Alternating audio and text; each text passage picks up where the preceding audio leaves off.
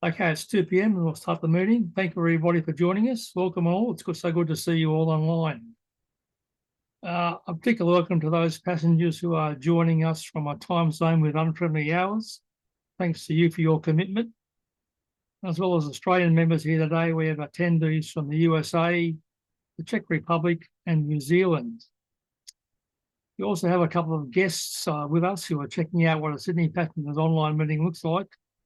So I hope they enjoy themselves as they enter our chat room.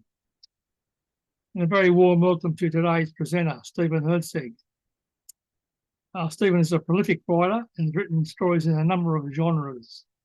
His Sherlock Holmes short stories have been published in the UK and the USA. And Stephen will be talking us through his history, how he approaches writing, how he got into writing Sherlock Holmes stories.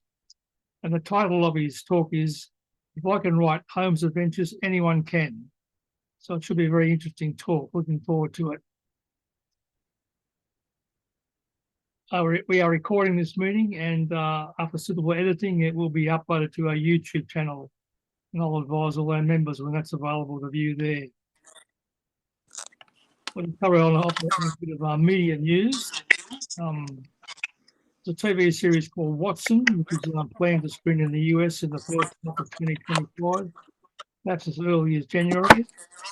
The series stars Black American actor Morris Chestnut as the Dr. Watson, and is set in Pittsburgh, USA, supposedly 1 year after Reichenbach, when Watson resumed his medical career as a clinic for the treatment of rare and unusual diseases. The canonical characters included in the cast are Dr. Watson, Watson's ex-wife Mary Morstan, and Shinwell Johnson. Professor Moriarty is also mentioned in the write-up, but so far his character is not here in the cast list. Another TV series in the offing is called Sherlock and Daughter. This is an 8-episode series planned sometime in 2025. Each episode is 1 hour. It's been filmed in Dublin and the Irish countryside. The cast list includes Holmes and Moriarty characters, but there's no Dr. Watson. So far, it's been announced that it will be in the UK, Ireland, the USA, the Scandinavian countries, and in Australia on SBS. So keep an eye out for that one. Also being produced is a French animated series for children called Baker Street 4. This is based on 10 French comic books, where the characters are inspired by the real Baker Street regulars. It appears to consist of 12 26-minute episodes, and the 4 of the title comprise 2 boys and a girl and an alley cat named Watson. So far, there's been no details about a release date, but it's assumed that there will be an English language version, as they do talk about international distribution on the website. And the third Enola Holmes movie remains in development and has yet to be officially confirmed by Netflix. Until there's something concrete to report, because it's really quite a bit of non-news and speculation. As always, around Joe Eckridge, I think you muted yourself. Yes, you have, because a lot of clicking noise coming from you a minute ago. So that's good now. Thank you. As we do all our meetings, we like to look at what anniversaries occur in the canon around the date of this meeting. So in the first week of July 1895, the adventure of Black Peter commenced, where Captain Peter Carey was stuck to the wall with a harpoon right through him. On the 7th of July 1930, Arthur Conan Doyle passed away at the age of 71. William S. Baring Gould, one of the famous Sherlockian chronologists, judged the Gloria Scott story to have taken place in mid-July 1874, which is exactly 150 years ago this week. In that story, Trevor Sr. offered himself to young Holmes as a subject for deduction, and Holmes was so accurate that Trevor Sr. fainted in fright. When he had recovered, Trevor suggested that Holmes make a profession out of being a detective, which subsequently set Holmes up on his path he later chose for his life. We believe this was the first public demonstration of Holmes' deductive abilities, so it's a great anniversary. And on the 27th of July 1880, the Battle of Maiwand occurred, where Dr. Watson was wounded and ended up at a loose end in London on a army pension, looking for someone to share rooms with. And the rest, as they say, is history. It's my pleasure to advise you all the passengers of the results of our Montpellier Award. For our guests, this is the award we give each year to the best piece of research from one of our members that published in the passenger's log. And the 4 contenders this year were The Forgotten History of Sherlock Holmes on Australian Radio, Part 3 by Robert Veld, The Curious Incident of the Gun by Gary Nolan, The Passing Acquaintances of Arthur Conan Doyle, Part 1, Victor Eugene Cromer by Matthew Hall, and The Construct of the Stranger, applied to Holmes and Watson's Adventures by Michael Duke and Ross Philpott. These contenders are all voted on by our members, and they have chosen Gary Nolan's article, The Curious Incident of the Gun, as the most one to meet all the criteria of the award. So congratulations to Gary Nolan from Melbourne, who wins the Montpellier Award. There's a perpetual trophy which will be engraved with his name, and he also gets a personal prize, which I'll be sending to him. In conjunction with the Montpellier, we also look at the Arthur Williams Admiral Cobbler Award, which is an award we award sometimes, not every year, to any one of those contenders that displays the same kind of strict research that Arthur Williams was famous for. You may remember his articles he posted in the log before he unfortunately passed away. But it was Matthew Hall's article, The Passing Acquaintances of Arthur Conan Doyle, Part 1, which the judges deemed to be suitable for the Admiral Cobbler Award. So Matthew Hall is the winner of that award this year. There's also a trophy which will be engraved with his name, but and I'll send him photos of that because he's in America and it does not lend itself to posting the trophies on not posting, so I'll just take photos of it. Send those to Matthew. So both Gary and Nolan are delighted of their award winners, and they're looking forward to publishing more articles themselves in the log. We now pass on to our show and tell section where any of us here today can talk about any new purchases they've made or new acquisitions they have. I have with me a copy of The Curious Cases of Sherlock Holmes by Stephen Herczeg, our presenter for the day. I started reading that, and of course, it's quite interesting stories in there. Thank you, Stephen. Has anybody else got something they want to report to us? Please unmute yourself or put your hand up and let us know what you've got, and you can show it to us. Joe, you got something there? Yes, just out today is a new book, Holmes in the Heartland. It is edited by Rob Nunn and myself. It is actually the talks from the 2 Holmes in the Heartland conferences we had here in St. Louis, Missouri in 2018 and last year. It's available on Amazon as of today. So Holmes in the Heartland. Can you show us the cover a little bit better? Yeah, that's it. Thank you. Yeah, let me see if I can get that a little better for you. This way. How about that? Okay, good. Let's see. How many articles in that book? There are approximately 3, 6, 9, 12, 15, about 20. Oh, very good. Well, it should be interesting to read. Thank you. Okay. Got so many books or DVDs or other ephemera they might have picked up recently? Nothing from you, Lee. That's unusual. All right, we'll now pass on to our main presenter, Stephen Herczeg. Thank you, Stephen. Take over the microphone and share your screen if you want to. No worries, I'll try and share as we go along, see how we go. Anyway, bonjour. It's Bastille Day here in Australia anyway. So a little bit outside the Holmesian side of things, I suppose.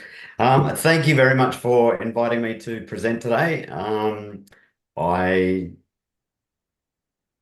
sort of It's how should we say? It's a little bit daunting when you think about it, because I know this. What I've understand from this society is it's very, very deep, detailed, very meticulous about their Sherlock Holmes knowledge. So I'm hoping that I don't trip up left, right, and center, and I can actually prove that I can write Holmesian stories, which I seem to be doing quite well. So hopefully I do know a fair bit about it and stuff like that.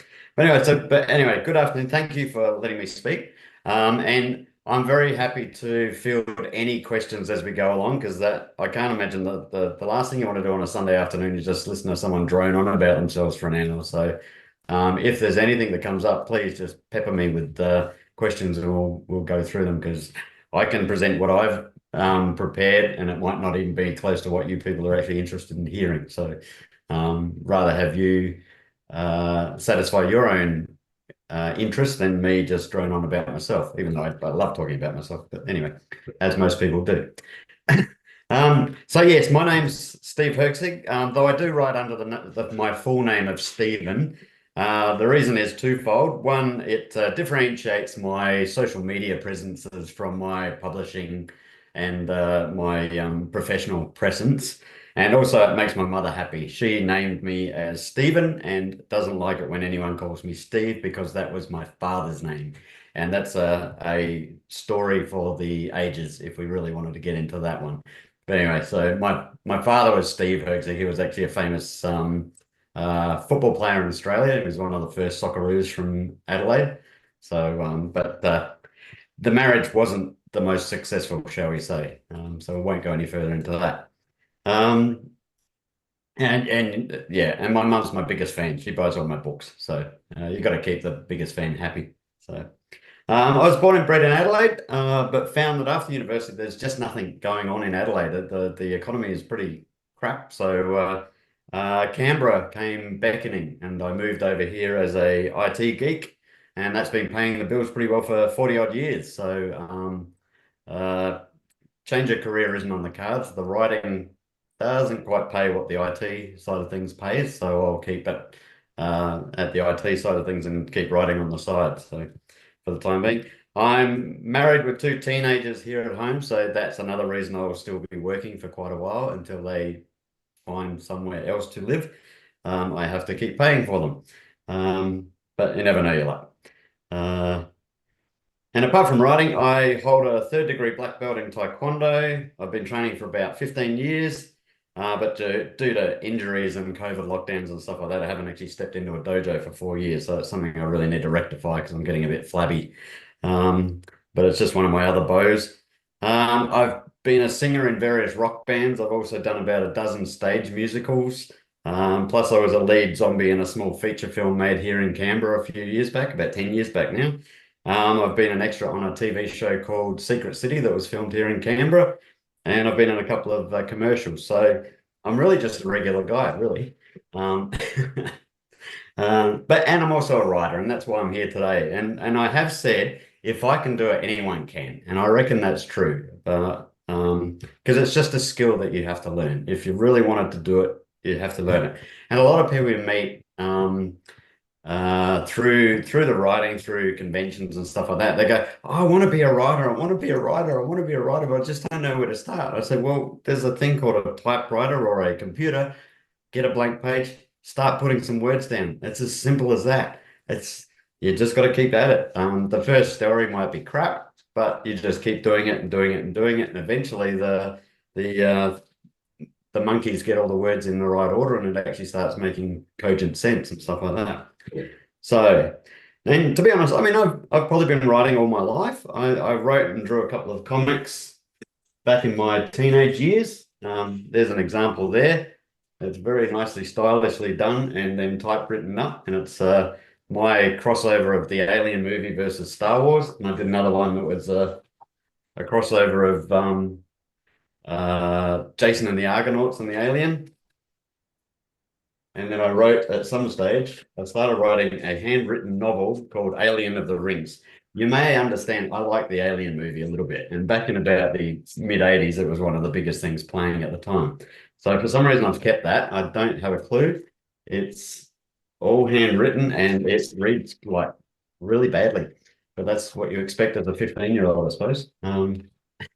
But it just goes to show that you just, if you do it, you do it, and you can start getting stuff done. So when I moved to Canberra, I think I took up writing again a few years after I moved back to Canberra. I've still got a bunch of old Word files on my computer somewhere of some of the stories and some of the songs that I was writing at the time. And I somehow sat down and actually wrote two 75,000-word novels.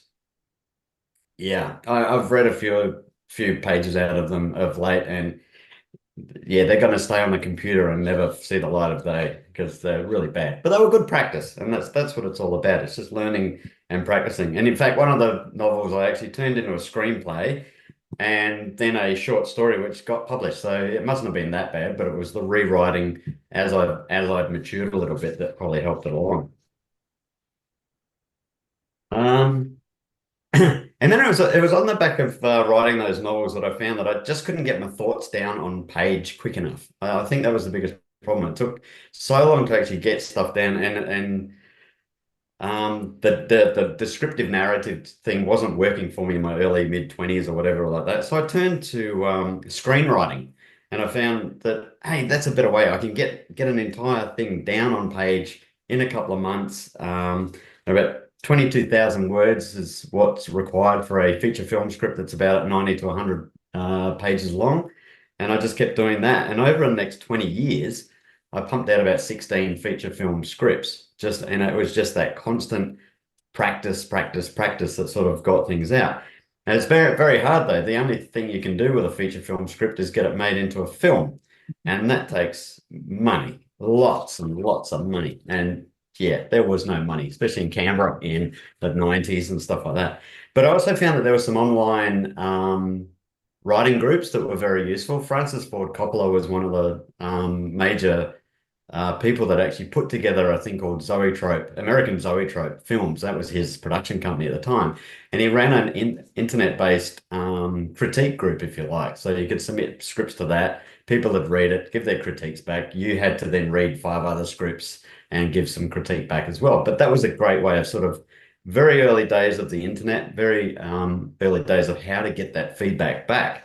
And so it must have worked, because a couple of my scripts, I also found that there were competitions around the world that you could submit scripts to and stuff like that. So I started doing that in the mid to early 2010s and stuff like that. And did pretty well with a couple. One of my first scripts, Death Spores, which is about a alien fungus that invades Earth and turns everyone into flesh-eating zombies, because that's just what it does. Actually came into the top 10 of the horror screenplay competition back in 2012. I then wrote another story, which is about a ghost that met a teenage girl who could actually make him real when they interacted. That came in the top 10 of that same competition in 2014. And then it came second in another competition called the Horror Hotel Screenplay Con, which is hosted out of Cincinnati. And it also came in the quarterfinals for another thing called Search for New Blood.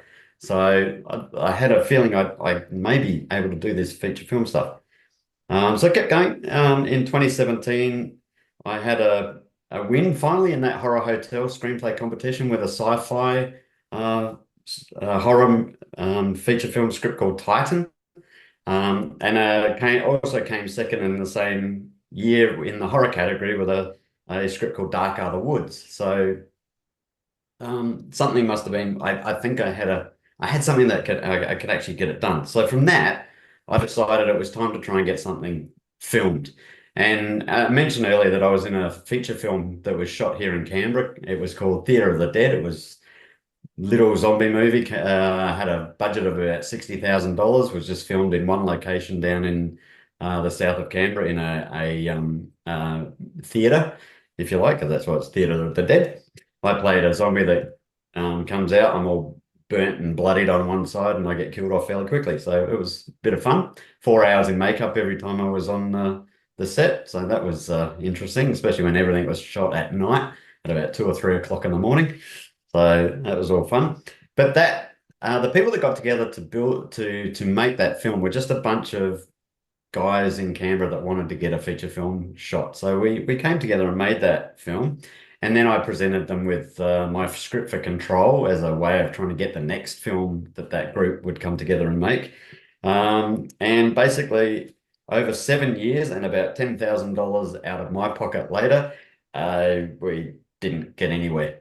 So that's unless you find someone's going to cough up the money. My wife wasn't real happy with the idea of putting a mortgage on the house to fund it, which is only fair.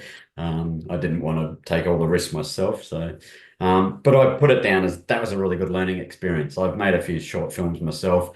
It helped me learn a lot more about writing. I won a grant from Screen ACT here in Canberra to work with a LA-based script editor to revamp the entire film, the entire script. So we tore it apart and rewrote it from scratch. So I started again from begin all the way, or fade in all the way to fade out again. Trouble is that by doing that, all the footage that we'd shot with the $10,000 that I stumped up, all those scenes got taken out of the film. So it's still sitting on my computer, but I can't do anything with it. So it was no point, because the idea was to cut that film to then try and get people to actually sponsor the film and get it made. But yeah, anyway, so that's fine. I still have plans to write that story as a novel at some stage in the future. So nothing ever goes to waste. That's the main thing. So it was after that sort of depressing time of not achieving the fame that I had wanted to be as a scriptwriter that I got a chance email from a friend back in about 2016, 2015. And she said there was a writing group in Newcastle called the Hunter Anthologies or Hunter Writers Group or something like that. And they're actually after short stories, horror short stories based on plants, something fairly strange like that. But I did mention I wrote a script called Death Spores about a intergalactic fungus, which is technically a plant. So I took the first part of that, rewrote it as a short story, submitted that, got accepted, wrote another short story on the back of that, which was basically a play on the Day of the Triffids, and that got accepted as well. And I forgot to bring that book in with me, so I can't show it to you. So sorry about that. So my first 2 stories published were in an anthology called Sproutlings, which was just from 20 years of writing feature films, wrote 2 short stories, managed to get them published. I became a published author in overnight almost. Only took 20 years to become a published author overnight. So, but that sort of put me on that path and said, well, maybe prose writing is probably something I could do. And doors opened from then on. It was incredible. So there was a lot of other people who were featured in that anthology, who also belonged to other writing groups and other writing organizations. So I was invited to join things like the Australian Horror Writers Association, the Australian Speculative Fiction Guild, and stuff like that. And that then presented more opportunities to write. And I had another few stories that could wrote, submitted them to those organizations and those anthology callouts. They got sold, or published. I haven't made a lot of money out of those things, but anyway, that's fine. And then it just became a bit of a roller coaster, because once I hit my straps, I just started pumping out more and more stories. And to give you an indication, in 2016, I had those 3 stories wrote, the 2 stories for Sproutlings and another one for the Horror Writers Association. 2017, I had 4 stories published. 2018, it was 9. 2019, 21. 2020, it was 28. So it was just that roller coaster effect of finding my feet, I suppose, in a new world. And that doesn't include another set of short stories that I write, which are called microfiction. So there's a form of writing called drabbles or microfictions, which are 100-word stories. That's it. No more, no less. They have to be perfectly 100 words, beginning, middle, end. Something has to happen. And it was through that sort of thing that I came across a publisher called Black Hair Press. Now they released they started up in about 2019, and their first things were to publish a series of drabbles. So each of these holds about 100 or 300 drabbles each, and they decided to produce drabble collections with the central theme. So this one's worlds. I'm not sure if that's coming up. So science fiction or similar sort of things. Another one called angels. And then there was another 8 on top of that. And each author could submit up to 5 drabbles. So I managed to get 5 in every single issue, topped out the 50. They then, and another thing I forgot to bring in with me, they then published for anyone that made the 50 out of 50, they published them all in a little book and sent that to each author and stuff like that. So that was the very first time that I ever saw my own name on the front of cover with nobody else's name, and it just went. So, and it's in the other room, so sadly I didn't bring it in with me. But anyway, and it was thanks to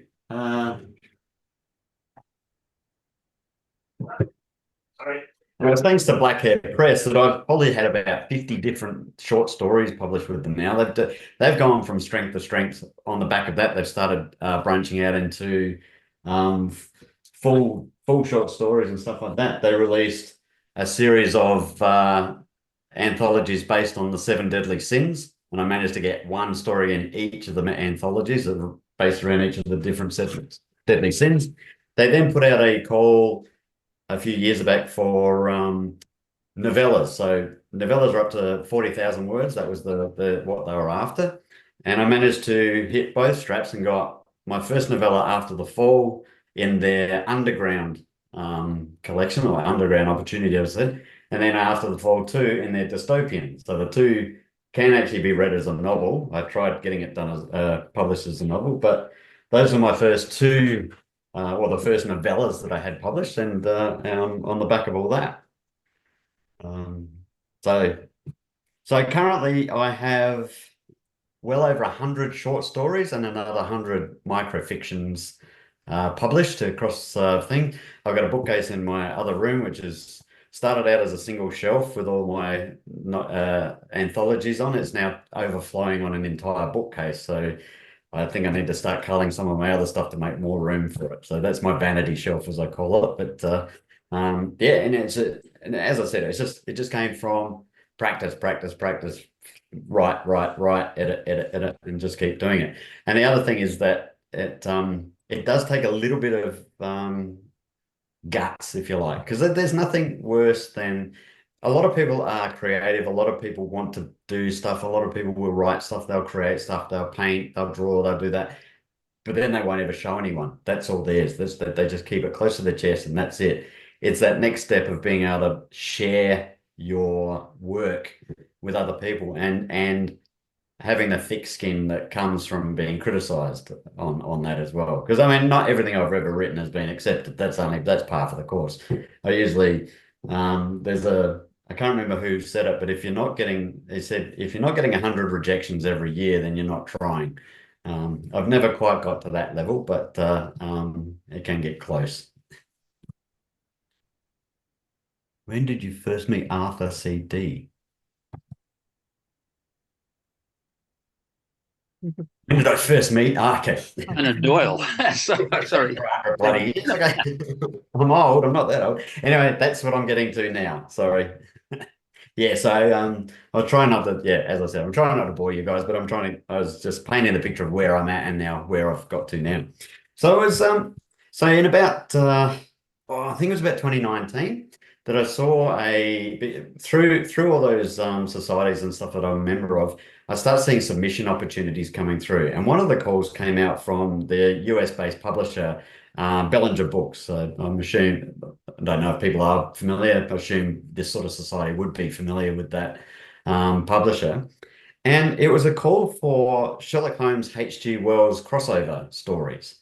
So I had never, I'd never written a Sherlock Holmes story. I'd never even written a H.G. Wells story, but I was quite familiar with both because like anyone, I've read Holmes as a teenager and all through that sort of era. I grew up so I grew up and I read things like plowed through all the James Bond novels, plowed through Agatha Christie novels, read Dashiell Hammett novels, read a few Holmes stories over time.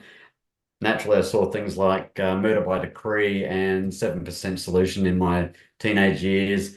Later, I saw the Sherlock Holmes, the Sherlock TV show and the Elementary TV show and things like that. I'd seen the Robert Downey Jr. movies as well. So Holmes was there, and I probably even sat down and watched A Great Mouse Detective when I was younger as well. But let's not mention that too much. So the interest was there. It was always there. So seeing this call out, it got me thinking because H.G. Wells was another side of the coin that I really enjoyed as well. I read War of the Worlds, Time Machine, all those sorts of novels as a kid. I've even appeared in around that time a War of the Worlds stage musical based on the album. So that was fresh in my mind. I was the voice of humanity. I was saying Thunderchild on stage. So that was it. So seeing that opportunity, it really piqued my interest. And I thought, well, how would I do this? So I sat down and started reading a few adventures out of the Adventures of Sherlock Holmes just to get those early stories going. Read some more Wells as well, just to refresh my mind on that as well. And then I wondered what would best way to win. So I approached how to approach something like that sort of anthology, because most people are going to be going, I'm going to do Time Machine, I'm going to do War of the Worlds, I'm going to do the bigger ones. And instead I chose something very, one of the more obscure H.G. Wells stories, The Sleeper Awakes. So it's a story about a man who falls asleep and wakes up 200 years in the future, and finds out that his fortune at the time has grown and been used to create the new society that he's living in. So that sort of concept gave me an idea, and I had how would I write that as Holmes being presented with like a disheveled man in 1890, no idea who the guy is. And he looks like he comes from the 17th century and stuff like that. And that's how I approached it, and that created the story, The Curious Case of the Sleeper, which was picked up by Bellinger and published in their Sherlock Holmes in the Realms of H.G. Wells. So that was the introduction to my to embracing, shall we say, Holmes and Conan Doyle's stories. So from there, it just mushroomed. It was a roller coaster ride again, because by getting published in that very first anthology, Derek Bellinger then sent out opportunities to me as well. I then came across Steve MX in UK, who publishes the MX Book of New Sherlock Holmes Stories, and started getting invited to submit, getting the opportunities to submit to those as well. And that's sort of where it started off, and that's how it's been going. So to date, and it was also through that I was also introduced to David Markham. So people may be familiar with David as well. He's probably one of the leading authorities on Holmes as well. Everything's got to be cut and dried. There are no leeways with David. If it's not true to that timeline, true to the canon, it's out. Or I get all these red marks on my stories or things like that. So they come back and I have to redo those. So from that sort of innocuous little story that I submitted, they then opened up all those opportunities, and I've now written something like 35 different Sherlock Holmes stories. I've written another 4 Solar Pond stories. I've written crossovers. I've been working with Bellinger and MX probably over those last few years, since about 2016, 2019, I think it was. And the way I approach it always is I've never, the biggest thing is if they've got comments on the story, I never knock them back and say, no, it's my story, it's mine, it's my precious type thing. It's always a case of, they know more than me about Holmes. I've got nothing half the time. Markham will say something and I'll just go, okay, I'm fine. I'll just accept it. And I'll say something about, say, seed, something that I thought was correct. I'd done all the research. I'd looked at it and I said, yep, that's a perfect nugget for that little bit of the timeline. And he'll come back and say, no, that happened in 1866 or something like that, or that didn't happen till then, or there's something in the canon that already says that is not the case, and I have to go back and change things. But it's a learning experience as well. So the writing of Holmes stories is mostly research and then a little bit of writing, then a lot more research, and then go, how would they do that in 1890? And then go and do a lot more research and stuff like that. So I probably haven't read everything of the canon, shock horror. I think I've read most of it, but I haven't hit things like Study in Scarlet and the full-blown novels. But I've read most of the stories and a lot of the canon and stuff like that to keep myself, one, knowledgeable, and two, able to then move on to the next step. So, Stephen, apart from when you're asked to contribute to a certain theme, where do you get your inspiration for your stories from? I wrote a whole lot on that because I got all my notes. But I'll just speak to that.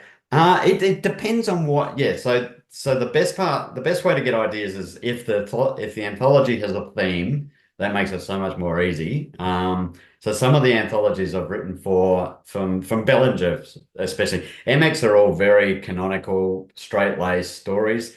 Every now and again, you get the opportunity to do some really cool things with the MX stories, and that's Steve and David will come up with we want to do an untold tale, an untold adventures anthology. So there's a big list of all the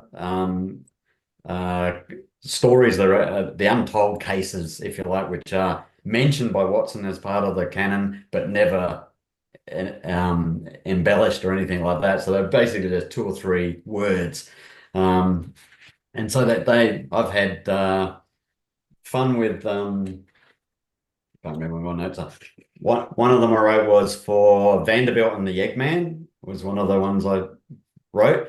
I managed to switch that round and turn, so a Eggman is a safe cracker, that's how they were described in those days. So I managed to weave a tale where a Russian spy working in the German embassy in London back in about 1890 got a safecracker to break into the Houses of Parliament and pull out some secret documents and wove that tale. And it came down to even just doing the research behind that, I had to find out that the Russian flag was not always red, white, and blue. It was black, yellow, and white at one stage and things like that, and put that in there, and just those little snippets of information. But that was a fun one. There was another one, the case of the Gila monster, or the venomous lizard, I think it was called in the canon.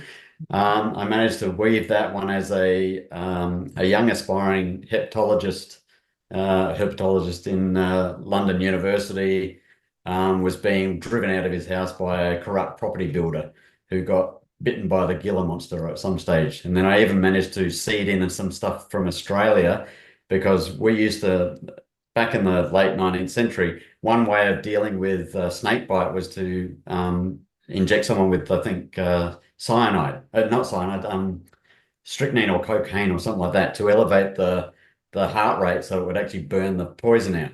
And this guy had gone to his doctor, said, I'm sick, I've been bitten by a lizard. So the doctor did that. He then went home and embarked on his standard habit of a bit of cocaine in the afternoon, because that was still legal at that time. Trouble is, the strychnine on top of the cocaine caused his heart to explode. So nice little things like that. But it just comes out of that little Gila monster bit. So I think everyone else is, when they get the free rein, as they go and do the giant rat of Sumatra. But yeah, there's only so many giant rats you can talk about. Some other ones have been pretty cool as well. Like some will come from, as I said, some will come from the actual theme of the things. Bellinger's really cool because Bellinger always has a lot of straight-laced cases. So they've been doing a series of 1881, 82, 83, 84 type thing. That's fairly simple. It's just you've got to get into the mindset of where is Holmes in his career in that year type thing. How much is the relationship between he and Watson, and then do a fairly standard story. So for one of those, I did uh, one that was based on, I think, the Snowtown murders in Adelaide. I wanted to do a body in the box type thing. So that was that sort of story. And Holmes managed to, it was Holmes and Watson were very new to the game together because I think it was based in 1883 or something like that. Another one was they wanted stories where consultation. So Holmes was just being consulted. He wasn't actually in the solving of the case and stuff like that. So that one I ended up creating a new character, had him trying to track down a little boy that was lost in the Soho region of London. And then he tracked him all the way to Newcastle because he was being used as a slave labourer in a Newcastle coal mine, because it was at the same time that the government had brought in that children under 10 years old could no longer work in the pits and stuff like that. So I managed to weave that story and only had Holmes sort of guiding the central inspector along his path. Other ones have been I love using topical crimes to see how Holmes would do it. So the latest one I wrote is it's called The Case of the Spitalfields Man. So there was a famous case back in the 50s or 60s in Adelaide called the Somerton Man, where a dead body was found on the beach. And he was quite well dressed, sitting there, and there was nothing really on him. There's nothing on him except one little piece of paper that said "Tamam should," which is a quote out of the Rubaiyat of Oscar Khayyam. So I managed to weave a tale where a dead body was just found sitting on a bench looking at the Spitalfields market in London one morning, and they managed to find a piece of paper inside his coat pocket that had been put deliberately inside the seam. And it was a coded message with Tamam should on there. I'd still use the same Rubaiyat sort of link. And then it came down that it was Holmes broke the code with the help of another inspector, Inspector Hopkins from some of the later stories. And turned out that this man had actually killed another guy who'd stolen some gold off him and stuff like that. And it was all about a gang warfare being brewed up between a gang in Finchley and a gang in Spitalfields. So that was the latest story. That's off with David Markham, see if he accepts it or not. He hasn't written back yet, so I'm hoping. I know he's read it. So things like that. Another one not long ago was I used the Victorian mushroom murders as a basis. So I came up with a story called The Deaths on the Edge of Standish Woods. And it was all about Holmes and Watson were just coming home from a case. I think I linked it up with one of the other canon stories, and they dropped in to see one of Watson's friends, and suddenly they had to then try and figure out the deaths of these three people at a farmhouse and why one of them survived. And it was I changed a little bit. It wasn't the lady who made the beef Wellington that actually killed them. It was the neighbor that made the beef Wellington, and it was a bit of a love triangle thing going on.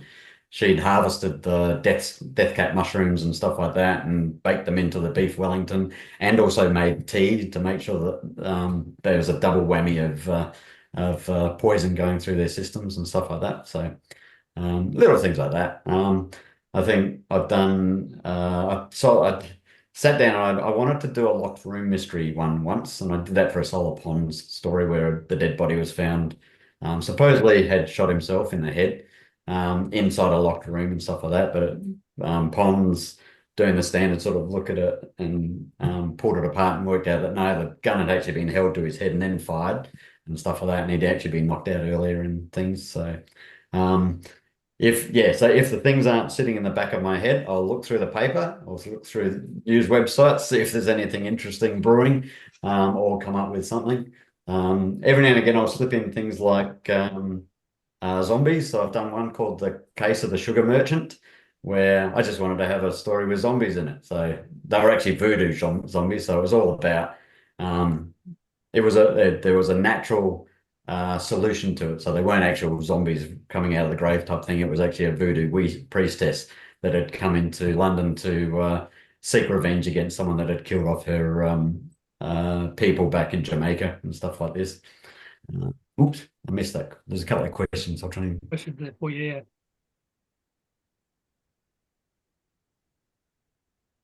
Declan's asked a good one.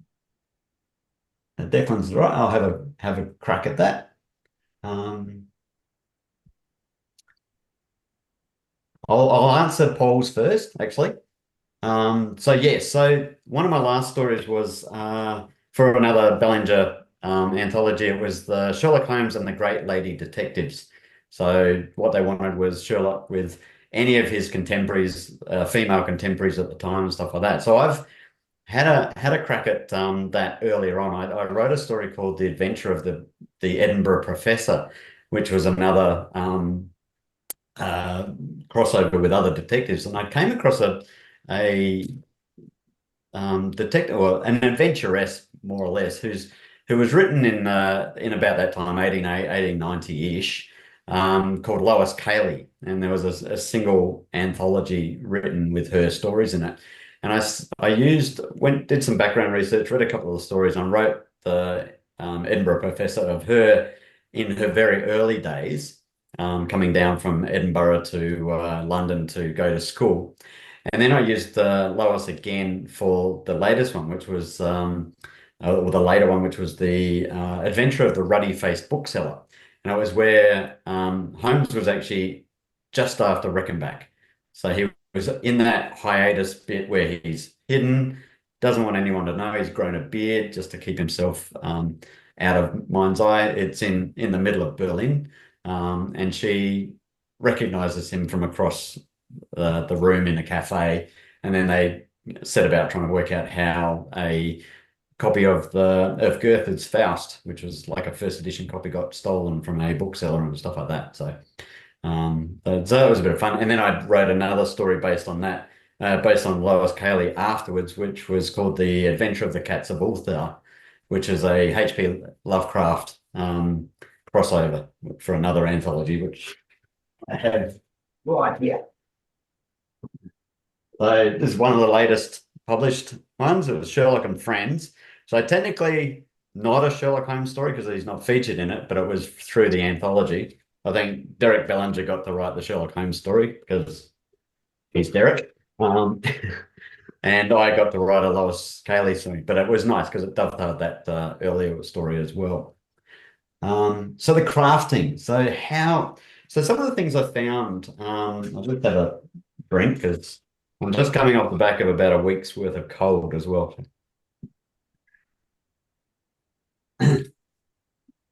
So the crafting through the whole period where I was writing screenplays and stuff like that, I did a lot of research because there's embarking on something that's like 100 pages long or 22,000 words, multiple scenes, etc., etc. There's a lot that can go into it, and there's a lot that can go wrong. And as I mentioned earlier, I'm an IT geek, so everything's got to be planned down to the nth degree. There is nothing. I try to leave nothing to chance. Some things always go wrong, but I try to make sure that everything's crafted down to it. I've read Stephen King's On Writing about 6 or 7 times. I've even got the audiobook and read through that. A lot of it's about him, but a lot of it's about how he approaches the writing. He's a bit more of what's called a pantser, so he'll just write stuff and let the characters define what's going on. I can't do that. I'm too anal retentive for that. So another person I've read a lot of books on is Sid Field, who's one of the preeminent screenwriters from many moons ago in Hollywood. Wrote things like Chinatown, and a few other things like that. So everything's structured. It's a standard 3-act structure. Somewhere in the middle of the first act, or at the beginning of the first act, is what's called the inciting incident, which leads everyone on to the next bit. There's turning points, etc. And if you keep to that sort of structure, then it makes it easier to work out, one, how long the story has to be and how long you've got to go Because the biggest problem with writing Sherlock Holmes stories that I'm finding is that most of them are up to between 5 and 10,000 words, which seems a lot. But if you have diarrhea coming out of your fingers and you're just typing and typing and typing, suddenly you're up to 11,000 words and you haven't even got close to the finish. And you go, okay, it's about time to wrap this thing up without making it sound like I'm just wrapping this thing up. So that's one of the harder parts. When doing it, I like to use a fairly standard the fairly standard approaches of setup and payoff, which is one of the main things of writing a mystery or writing any sort of narrative that's got to have a dramatic ending and stuff like that. And so a lot of times, and a lot of that setup and payoff usually comes once I actually need to go, oh, he needs to find the gun now. So I need to tell them 10,000 words ago that the gun was there, Chekhov's gun type thing. There's the gun, Act 1, Act 3, the gun goes off type thing. So there's a lot of there's a lot of backplay. So be 6,000-7,000 words into it going, how what does he use to kill the person here? Oh, an axe. Right. I'm going to need an axe somewhere in the middle of the bakery or something like that, I think.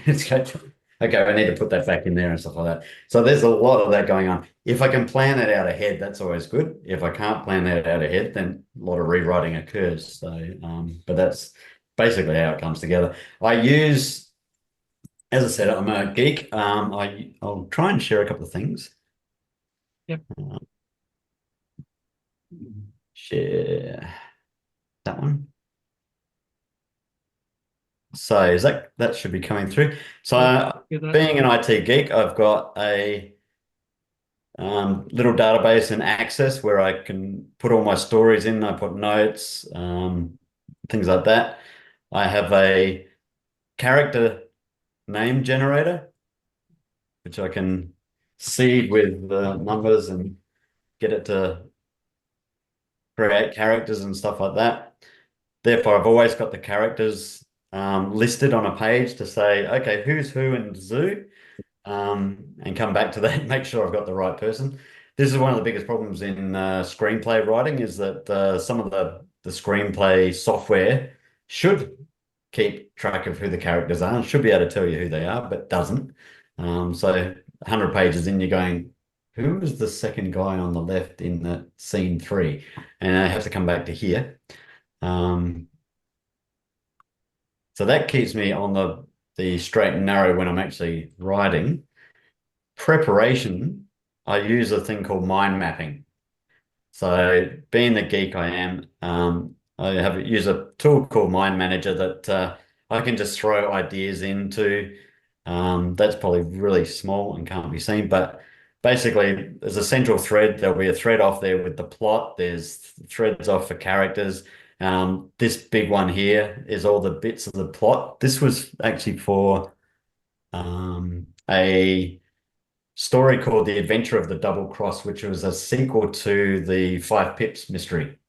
So I actually have some of the characters come back into that. And this was the planning that I put into seeing that through. And so by doing that in advance, it makes the writing side of things a lot easier when I finally get to it.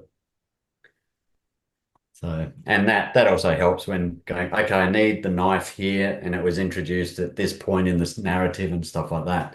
So, so that's probably the main bits and pieces, and a lot of research, a shed load of research. You wouldn't believe how much research. Well, you would, because you guys know the canon quite well, and it's getting that mindset of someone sitting in the 21st century going, how would they do that in 1890 or 1885 or something like that?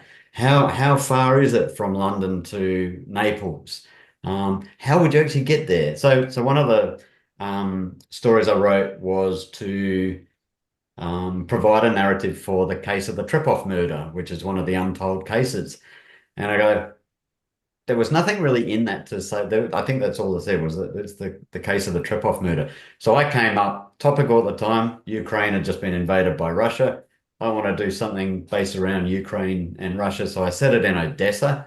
Had to do a lot of research on what was happening in Ukraine at the time, which is very similar to what's happening now. It was just less guns and bullets, but it was all about Russian incursion into Ukraine and trying to obliterate the Ukrainian people and the Ukrainian language as well. But then there was things like, how would Holmes get there and why is he going there? And I had Mycroft sending him so that there was no political issues about him trying to track down a spy who'd gone missing and stuff like that. And then I had to work out, well, how does he get there? He can take the Orient Express so far, then he's got to get off that, get somewhere else, go maybe by boat from somewhere up to Odessa and things like that. All those sorts of things, working out the distances involved and then the times, and then if he gets in trouble, how does he get out of Odessa quickly and where does he head to and stuff like that. So all those that sort of research was it's the fun bit plus the writing bit. But that's all got to be brought into the narrative as well. So am I planning a Sherlock Holmes novel?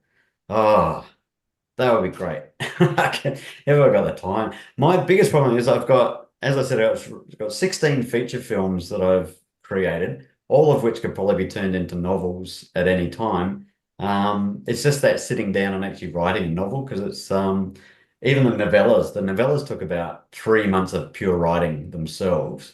And then it's that time, every time I go and say, I'm going to block out this period of time and I'm just going to concentrate on writing a novel or a novella or something like that.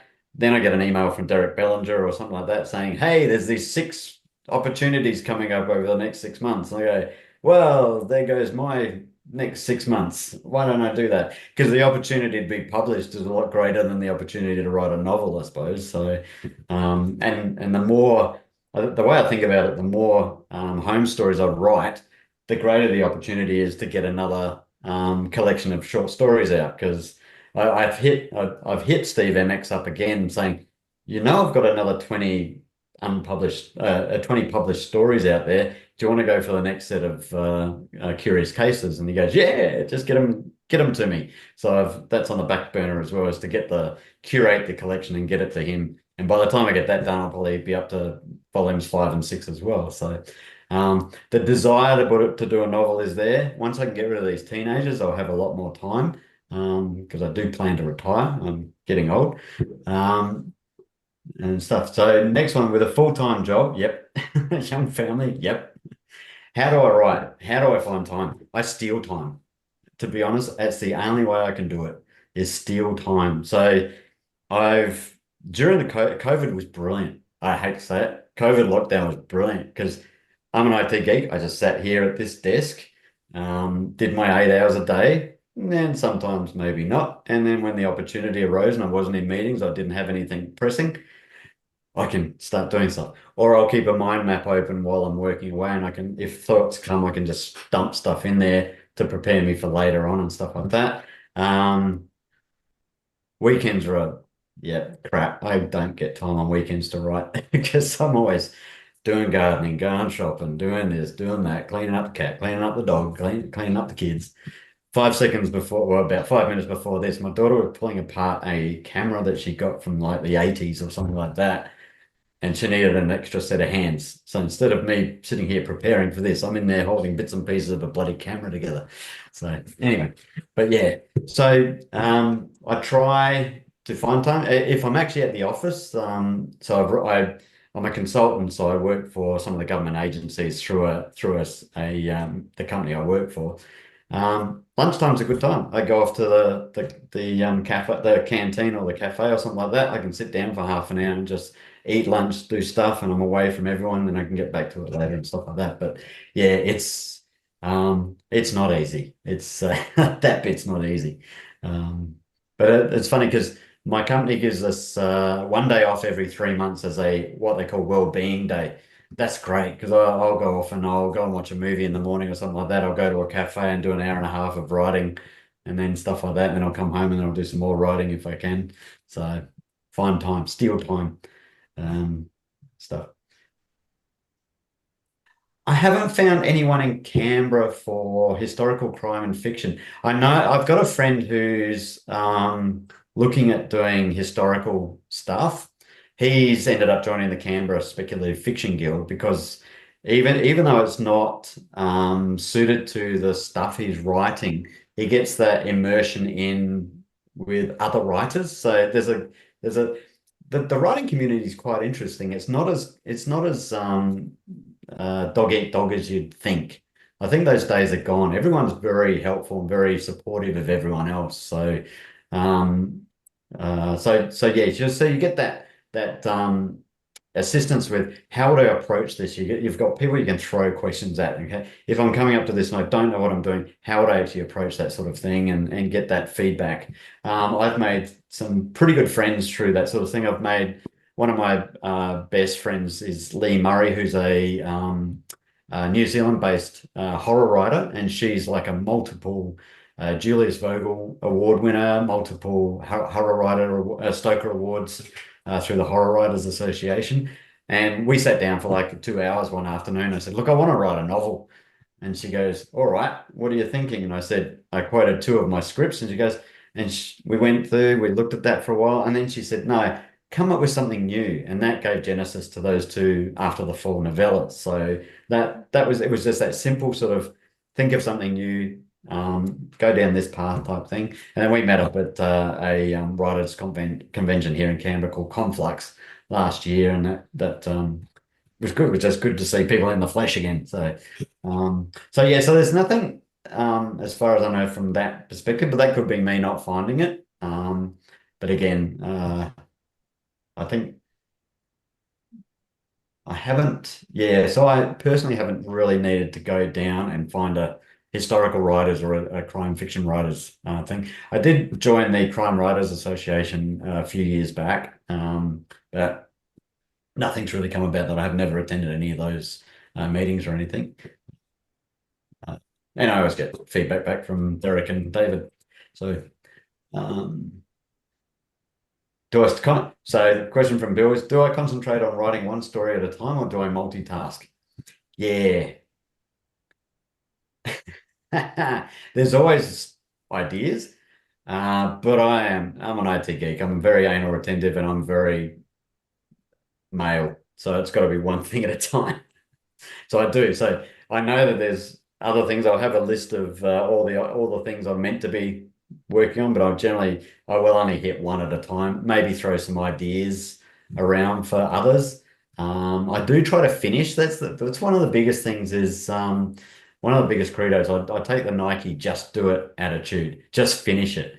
And that's one of the things when I was in that feature film group where we were trying to get the feature film, a lot of things we used to do was just sit around, talk about writing projects and other film projects and stuff like that. And there was this one guy, as funny as a fart, got up and said, I've been writing this script. How long was he worked on it for 6 years or something. And he completed 40 pages. Now, as I said earlier, normal feature film script's about 90 to 120 pages long. He'd written 40 pages of this film script and he polished it and polished it and polished it. And he was asking for advice. And I said, just finish it. So who cares what it reads like? Just finish it. That's all you got to do is finish. The first time you finish it, you go, that's it. It's done. Now I can rewrite it and polish it and stuff and make it better. The first version is always for you. The second version is always for other people. But if you don't finish it, it's never going to get finished. So that's my biggest advice to people. And it's something I always try and do. Finish the one you're working on, move on to the next one. And especially when there's everything I write nowadays is mainly for opportunities, for submission opportunities. Which is still pleasurable. A lot of people write for pleasure, and a lot of people I meet are funny because they're novel writers, and that's purely what they do. When they talk to me and I'm saying, oh, I've written 10, 20 short stories in the last year or something like that, they're just blown away. I go, oh, I'd be lucky if I managed 2 or 3 a year because they're concentrating on the novel. But I see the opportunities that arise, and I've got bookcases to fill. with anthologies and stuff like that. So I'm always concentrating on those short stories, but I do want to write a novel. But it's always that one at a time. Unless there's others, and I'll just okay, throw some ideas up and stuff like that, and get to them at some stage. Alrighty, what other stuff have I?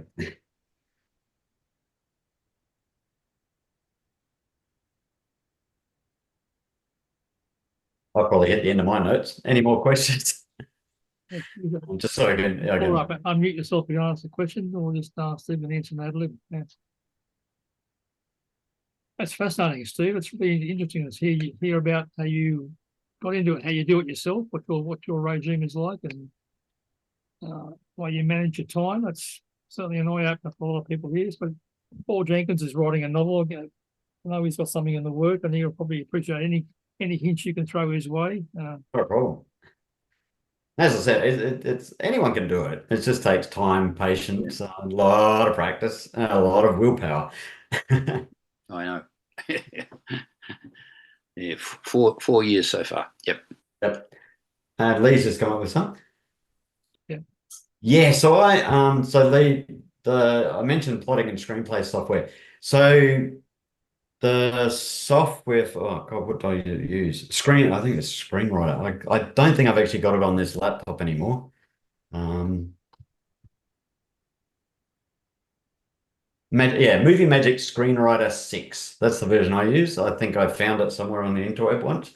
And it's for structured screenplays, it's really good because it builds in all the taglines and stuff like that, and you go exterior, interior, character, and it'll format it quite nicely so that straight away you can read it as a screenplay instead of trying to go through like a Word document and do the formatting afterwards.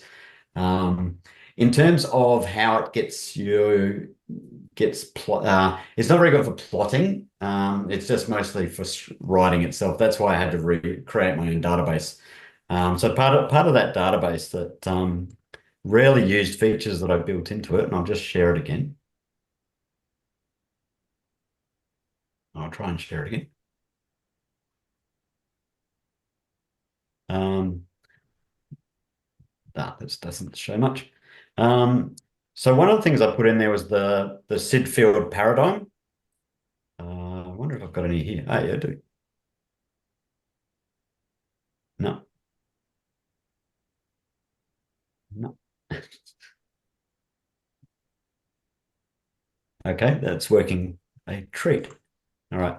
Anyway, so I put this paradigm comes straight out of that book, and it's how to break up the story, etc., etc. So you can fill in each of these little points and stuff like that, and that just gives me that basis of how the whole story should be structured, so I can follow along the bouncing ball.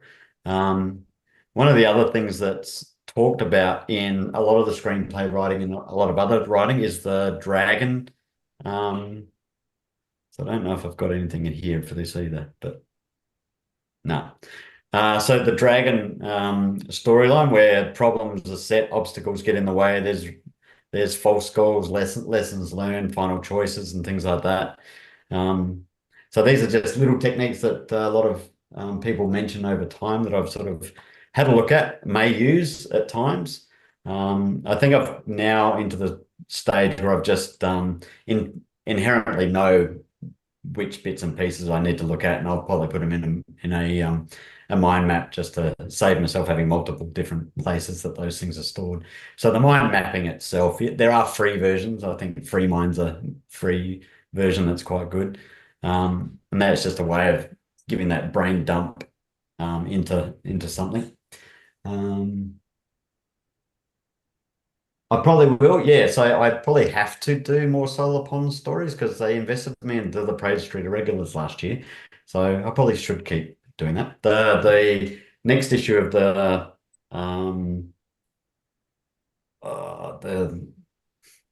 yearly Solar Ponds thing that Derek does is coming out soon. I've got it on my mind to write an article for that as well. So I've got to pull my finger out. But I find the different. I don't know how you guys find it if you're familiar with the difference between homes and ponds. There's not a lot of difference in the character. Pons is a little bit more outgoing. That's the way I write him anyway. So he's a little bit less stoic than Holmes, but he's a little, but still uses that same innate logical mind. Plus, you've got the extra bits of there were telephones, there were gas power automobiles, there were this, that, and the other. So it's just a rethinking of writing a Holmes story virtually 40 years later with a slightly different set of characters and stuff like that. So that's how I approached it. The last one I wrote was for a Bellinger book, is Solar Ponds in America. So it was intriguing because I thought, well, that's all right. Holmes never, I think some people have put Holmes in America, but I don't think through the canon he ever made it there because it's a pretty long journey. At Pons's time, I worked out that it actually only takes about 3 days to get from Southampton to New York on a steamer and stuff like that. So that cuts down the times and it makes it a little bit more easy for him to get there. It's still a long journey. It's not something simple. So for that one, at the time I was reading through something and I found that there was once the only photograph of Butch Cassidy and the Sundance Kid was once filmed by this photographer who held the only copy and then it disappeared for a while. So I came up with an idea and it's called The Disappearance of the Wild Bunch, and it's where the Pinkerton Detective Agency actually comes across the original copy of that photograph, because that photograph was one of the things that led to the current rogues gallery concept of taking photos of criminals and circulating them around. So I built this whole story about how they were about to, there was the crossover when one of the Pinkertons took over the agency and opened up a new building in Chicago and all this sort of thing. I tried to get as much of the actual history into it. And then as part of the dynamics, when they went to reveal the picture, it had disappeared. And that was the whole thing. And then it was a great, the way I then presented it was, how would Pinkertons go about solving that crime versus how Pons would go about?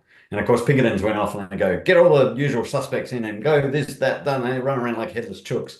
Whereas Pons just sat back and looked at the whole of it and then started piecing it together from there, even though there was very little to go on. And turned out it was the receptionist, because she was the granddaughter of one of the guys in the photo. So that's the other Pons one I'm doing. Am I open to collaboration? I suppose so. Mostly I've only ever done stuff on my own, but more than happy to collaborate with anyone. Depends on what I'm working on at the time, but it's always got to get a different perspective, because half the time when you're writing for yourself, and it's only when you get the rejection letter that you go, okay, that was wrong, or that was wrong for the wrong person. So Markham's rejected several of my stories, so I'm not infallible. Usually, I did learn over time, Holmes always has to win. Don't ever have one where Holmes doesn't win. That doesn't get published. So I've learned that one. That was a cross to bear, I'll tell you. That's the other advantage of getting a collection put together, because you can always put the rejected stories in there as added extras, and that's how I've done it.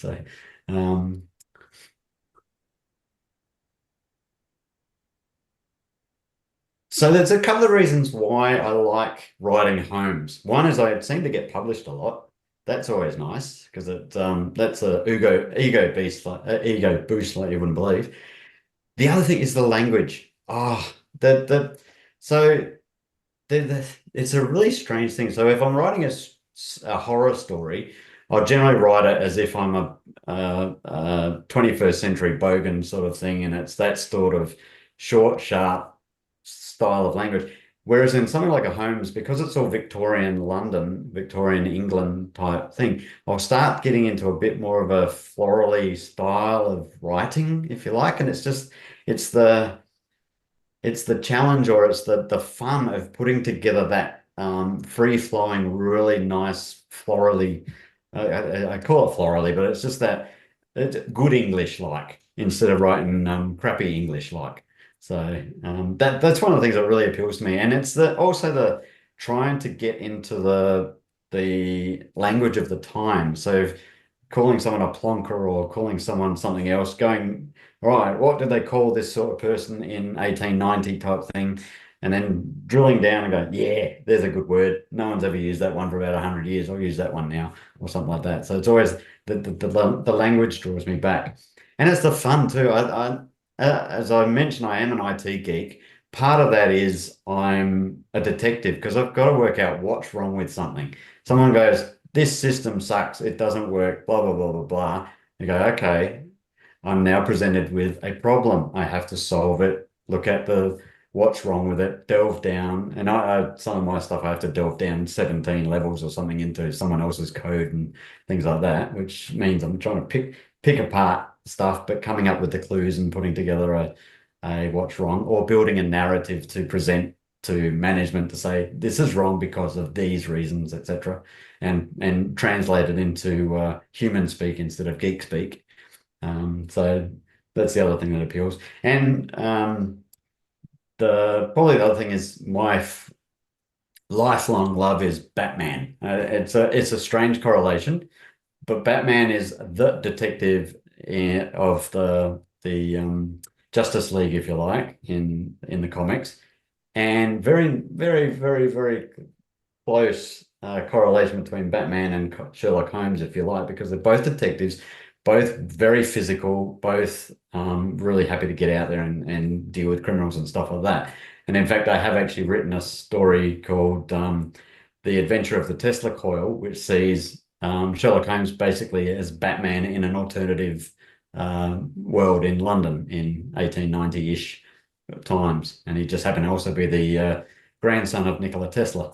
So that was a fun one to write. So I had Moriarty as the Riddler. I had Irene Adler as the Catwoman and stuff like that. So so this thing, it's the fun aspects as well. So, Thank you, Doug. Anybody take a breath. other questions for Steve? It's certainly a mine of information. He knows his stuff. Well, hey, Steve, unless you got anything else you want to tell us, then we might wrap it up pretty shortly. Oh, You've been great. there is anything left? Buy my books. So I'm on Amazon. Just look up Stephen Herczeg. I have a Facebook authors page, Stephen Herczeg author. So yeah, more than happy to have a chat with anyone as well. So if you want to throw questions on the Facebook page or directly to me or anything like that, I can talk the legs off a donkey. So Fantastic. All right. Well, thank you very much for your time this afternoon. That was really fascinating to get inside your mind and see how you do things and what projects you've worked on over your life. So a big thank you for us, for you. Also, thanks to Doug Elliott, who's going to be doing the editing for this YouTube video, which I'll announce to everybody when it's up there to view. But unless there's anything else people coming to raise, we can call it quits and say thank you very much to everybody for joining us this afternoon. It's been fantastic. again, thank you very much, guys. It was a pleasure. Thank you, Steve. Yeah. I have my hat too. I forgot to wear that. Excellent. We'll keep an eye out for the new MX book coming out. No worries. Okay. Ciao. Everybody, thanks for joining us. Thanks, Phil. Thanks, Steve. Thanks, guys.